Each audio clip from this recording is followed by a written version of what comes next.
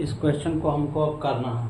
इस क्वेश्चन में बोल रहा है look at several example of rational number in the form p upon q where q is equal to not 0 where p and q are integer with no common factor other than 1 and having terminating decimal representation या bracket में expansion representation बोले या expansion बोले एक ही चीज होता है।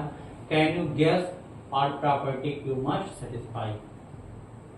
तो ये आपको जानने से पहले ये जो बात बोली जा रही है सब बोल भी दिया है कि रेशनल नंबर की प्रॉपर्टी क्या होती है कि p अपान क्यू के फॉर्म में लिखा जाए और p कामा क्यू क्या होना चाहिए, इंटीजर्स होना चाहिए, q is equal to not 0 होना चाहिए, HCF of p comma Q क्या होना चाहिए, 1 होना चाहिए। वही सब बातें तो यहाँ बोल रखा है, सब वही बातें बोल रखा है। p and q are integers with no common factor other than 1 and having terminating decimal representation।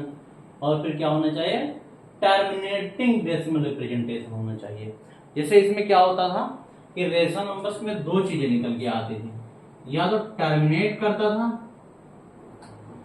Terminating, या आर क्या होता था रेकरिंग और रिपीटिंग। यहां पर जो आपको एग्जांपल लेना है वो टर्मिनेटिंग का लेना है कि मतलब क्यू को कुछ ऐसा रखना है कि पूरा का पूरा फ्रैक्शन क्या हो, सॉल्व हो जाए, मतलब टर्मिनेट कर जाए, कट जाए कहीं जाके। तो ये सब आपको पता होना चाहिए कि मतलब क्यू, ये जो डिनोमिनेटर हमारा क्यू वो कुछ ऐसा रखना है जिससे क्या हो, एक्सपेंशन कराएं, टर्मिनेटिंग डेसिमल रिप्रेजेंटेशन या एक्सपेंशन जब कराएं तो ये पूरी चीज सॉल्व हो जाए। जैसे हम अगर कुछ examples we can take some example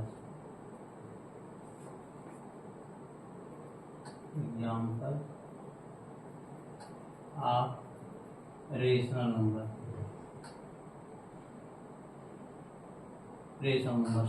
सबसे पहले हम लिख लेते हैं सिंपल सी बात, 1/2। ये भी क्या है, एक रेशनल नंबर है, एक रेशनल नंबर ये है। अब 1/2 को जब हम डिवाइड करते हैं तो फिर यहाँ से सॉल्व होके कितना आ रहा है, 0.5 आ जाएगा। मतलब ये क्या हो गया, टर्मिनेट कर गया। फिर जब हम 1/3 लेने आ रहे हैं तो फिर क्या हो रहा है, 0। अब इसको डिवाइड कर रहे हैं 3 क्या हो गया, रिपीटेशन में हो गया। मतलब 1/3 जो एक कंडीशन, जो यहाँ पर सारी बातें बोली जा रही है, टर्मिनेटिंग डेसिमल रिप्रेजेंटेशन एक्सटेंशन और ब्रैकेट में एक्सपेंशन, ये क्या होना चाहिए, इसको सेटिस्फाई करना चाहिए। आपको ऐसा कुछ काम करना है तो आपको यहाँ से फिर गेस करना होगा क्या काम करें, क्यू को कैसा हम रखें कि क्या हो जाए, टर्मिनेट करने लगे, पूरी फ्रैक्शन क्या हो जाए, सॉल्व होने लगे। जब हम 1/4 करने आ रहे हैं, 1/4 करने आ रहे हैं तब ये क्या हो रहा है, सॉल्व हो रहा है, 0.25 आ गया। ठीक, जब हम 1/5 करने आ रहे हैं तो क्या हो रहा है, 0.20 आ गया, तब भी ये क्या हो गया, सॉल्व हो गया। फिर 1/6 जब करने आ रहे हैं तो क्या हो रहा है, यहां पे पॉइंट लगाया, 0 बढ़ाया, ऐसा होता चला जाएगा। मतलब ये भी क्या हो गया, रिपीटिंग हो गया या रिकरिंग हो गया। फिर 1/7 को भी ऐसे सॉल्व कराएंगे तब भी क्या आएगा, रिपीटिंग आएगा, सॉल्व नहीं होगा। फिर जब 1/8 का कराने आते हैं तो ये भी क्या हो जाएगा, सॉल्व हो जाएगा। सॉल्व कैसे हो जाएगा, देखिए, 2 हो गया, यहाँ पर 0.125।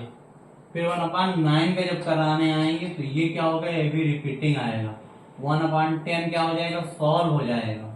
1/10 कैसे सॉल्व होगा, पॉइंट लगाया, 0 हुआ, ये 0 हुआ, फिर ये 100 कट गया, 0.01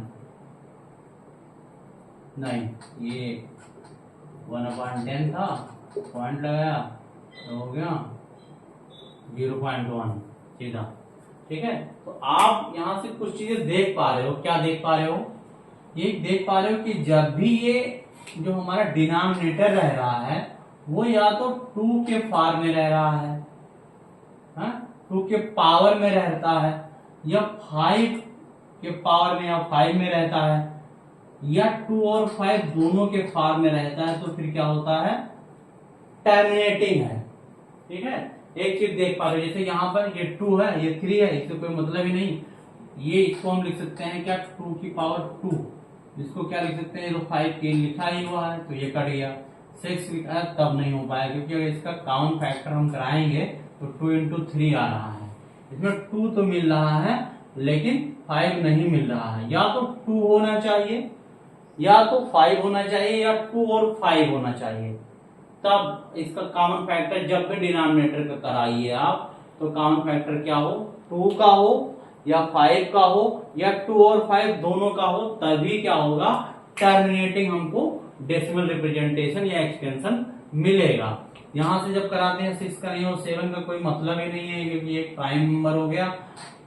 और इसका 2 और 5 का फैक्टर होगा नहीं कॉमन फैक्टर। 8 का जब कराने आते हैं तो 2 की पावर 3 हो जाता है। देखिए सॉल्व हो गया।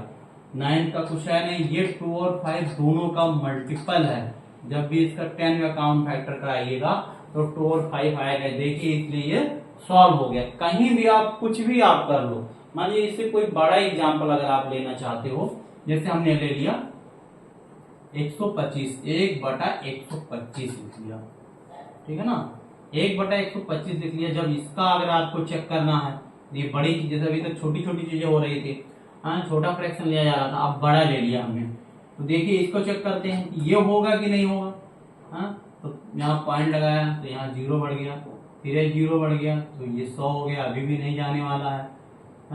तो फिर यहाँ पे एक 0 और बढ़ा लिया तो अभी 1000 बन गया।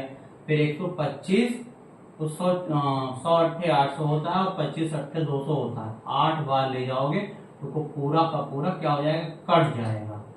ठीक है, तो ये 125 था क्या हमारा, 5 का क्यूब था, इसलिए कट गया।